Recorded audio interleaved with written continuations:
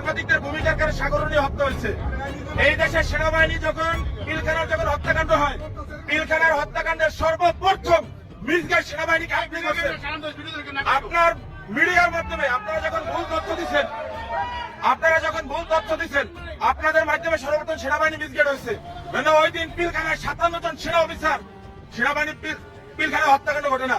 গুলজার আহমেদ বুলবুল, শাকিলের মতন লোকদের ওই দিন সেনাবাহিনীতে হত্যাকাণ্ড ঘটে না, মিডিয়া পিলখানার হত্যাকাণ্ড ঘটে না।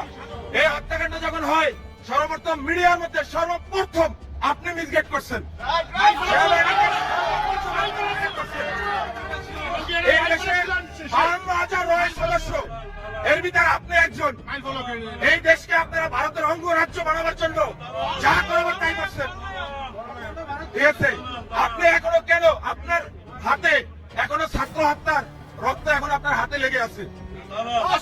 আপনাদের মতন চাটুকর, আপনাদের মতন কিছু কুলাঙ্গের সাংবাদিক পেশাটা হচ্ছে সবথেকে মহৎ পেশা।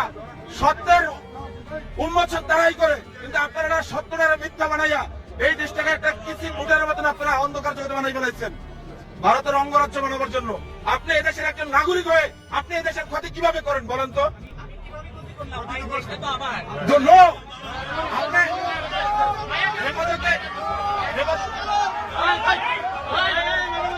হেফাজতে ইসলামকে আপনারা কিভাবে ধ্বংস করে দিচ্ছেন বলেন?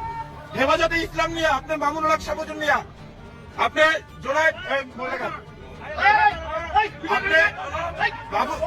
বাবুনগরী নিয়ে আপনি এদেরকে নিয়ে কি মন্তব্য করছেন বলেন? এই দেশে হেফাজতে ইসলাম নিয়ে আপনার মন্তব্যগুলো কি? আমরা আপনার সমস্ত কিছু দেখছেন। এই দেশের সাংবাদিক মধ্যে আপনি কুলাঙ্গার, এই দেশের সাংবাদিকরা আপনি ধ্বংস করছেন।